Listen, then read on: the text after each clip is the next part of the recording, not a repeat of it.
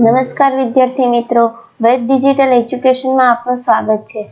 આજે આપણે ધોરણ 9 વિષય સંસ્કૃતના પાઠ 10 ના સ્વાધ્યાય સોલ્યુશન વિશે ચર્ચા કરીશું। જો ચેનલમાં નવા હોય તો ચેનલને સબસ્ક્રાઇબ કરજો જેથી આવી તમામ માહિતી મળતી રહે। પ્રશ્ન 1, અધોલિખિતેભ્ય વિકલ્પેભ્ય સમુચિતમ ઉત્તરમ ચિનુતઃ। પહેલું, द्वारिकाः कस्य आज्ञाम् अपि न प्रतीक्षन्ते। बी, ब्रह्माण्ड। बीजु, द्वारिकः कम अपश्यत। ए, संन्यासिनम्। त्रीजु, अहं त्वा गुप्तचरम्। ए, मन्ये। વિડિયોને આગળ વધારતા પહેલા આપણી એપ્લિકેશનની માહિતી લઈ લઈએ। પ્લે સ્ટોરમાં જઈને વેદ ડિજિટલ એજ્યુકેશન નામની એપ્લિકેશન તમે અહીંથી ડાઉનલોડ કરી શકો છો।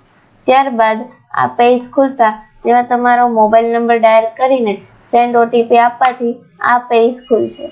આ પેજ પર એક્ઝામ પેપરમાં એકમ કસોટીના દરેક પેપરો જોવા મળશે। આ પેજ ખોલતા દરેક ધોરણો જોવા મળશે। તમે તમારા ધોરણ પર ક્લિક કરવાથી તમારા વિષયો જોવા મળશે। કોઈ પણ વિષય પર ક્લિક કરવાથી તમારા પાઠ જોવા મળશે। પાઠ પર ક્લિક કરવાથી પાઠની સમજૂતી, અભ્યાસ સોલ્યુશન, સ્વાધ્યાય સોલ્યુશન અને સ્વ અધ્યયન પોથીના સોલ્યુશનો અહીંથી મળી જશે। વિડિયોને આગળ વધારતા ચોથું, ત્વમ કદાપि ધનિકઃ ન। એ, ભવિષ્યસી। પાંચમું, ક્ષંતુમ અહર્તિ મામ ઇતિ કઃ વદતિ। એ, द्वारिकः। प्रश्न 2, अधोलिखितानां प्रश्नानाम् उत्तराणि संस्कृत भाषायां लिखत। पहलुं, सन्यासी कुत्र गन्तुम् इच्छति। जवाब आवशे सन्यासी महाराज निकटे गन्तुम् इच्छति। बीजું, कीदृशाः जनाः प्रभूणां पुरस्कारभाजनानि भवन्ति। उत्कोचाः अलोलुपाः जनाः प्रभूणां पुरस्कारभाजनानि भवन्ति। ત્રીજું, द्वारतः द्वारं के भ्रमन्ति। जवाब आवशे तुम्बीधारकं सन्यासिनः द्वारतः द्वारं भ्रमन्ति। चौथुं, द्वारिकर्णे कः दृष्टः। द्वारिकेण आर्यः दृष्टः। सन्यासीं कस्य प्रामाणिकतां कीर्तयति।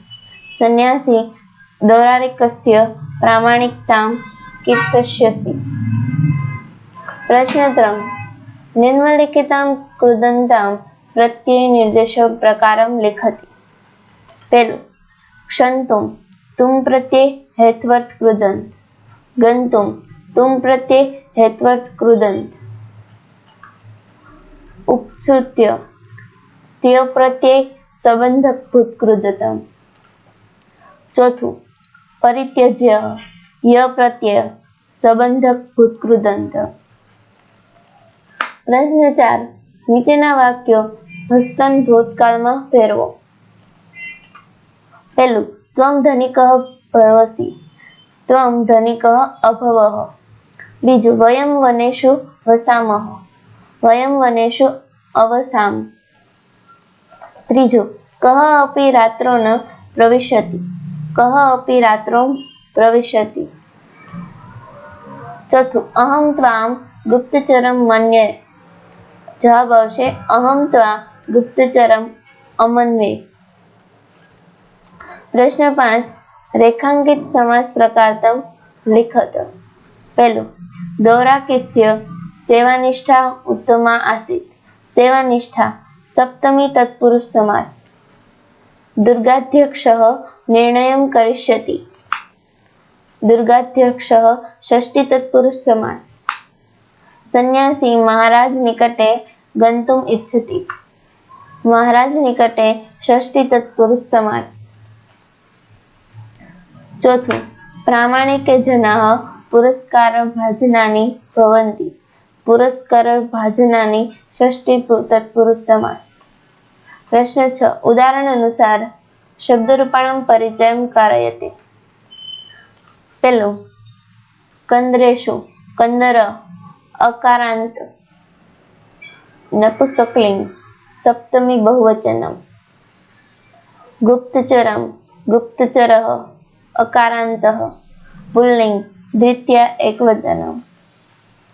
त्रीजु उत्कोचाय उत्कोच अकारांतः पुल्लिंग चतुर्थी एकवचनम। पांचमु द्वारकीश द्वारिक अकारांतः पुल्लिंग तृतीय एकवचनम। प्रश्न 7 सूचनानुसार धातु रूपे रिक्त स्थाने पूरयते। शिक्षयसि शिक्षयथ शिक्षयथ। कथयिष्यामि कथयिष्यावः कथयिष्यामः। प्रतीक्षे प्रतीक्षावहे प्रतीक्षामहे। अभवत अभवाताम् अभवन। अयच्छत अयच्छताम् अयच्छनम्। प्रश्न 8 प्रदातन शब्दान् प्रयुज्य वाक्यानि रचयत। पहलू विद्यार्थीओ गुरुने प्रणाम करे छे। छात्रः गुरुं प्रणायन्ति। बीजू माळी फूलोनी माळा बनावे छे। मालाकारः पुष्पमालां रचयति। त्रीजू गणेश पेनथी लखे छे। गणेशः कलमेन लिखति। चौथु पुष्पो बागमां खिले छे। कुसुमानी उद्याने विकसन्ति। द्वारपाल राजमहलमां प्रवेशे छे। द्वारिकः राजप्रासादं प्रविशति। प्रश्न 9 नीचे आपेला प्रश्नोना उत्तर 3 के 4 वाक्यों गुजराती भाषा में लखो। सन्यासी कोने कोने रोकवानी ना पाड़े छे। सन्यासी द्वारपाल ने आटला लोकोने राजप्रसाद में प्रवेश करता रोकवानी ना पाड़े छे। सन्यासीओने पंडितोने ब्रह्मचारीओने छात्रोने अने स्त्रीओ तथा कन्याओने। बीजू रात्रे महाराज ने मळवा कोण कोण जई शके छे। रात्रे महाराज ने मळवा आटला लोको जई शके छे जेमने रात्रे मळवा आववानुं आमंत्रण आपवामां आव्युं होय તેમજ જે ઓળખીતાઓ હોય તેમને। ત્રીજું પ્રવેશ માટે સન્યાસી દ્વારપાલને કઈ લાલચ આપે છે। સન્યાસી દ્વારપાલને કહે છે જો તું મને મહેલમાં પ્રવેશ કરતા નહીં રોકે તો હું તને મનગમતું રસાયણ આપીશ। તે રસાયણ વડે તું 50 તોલા જેટલા તાંબાના સોનાને ફેરવી શકીશ।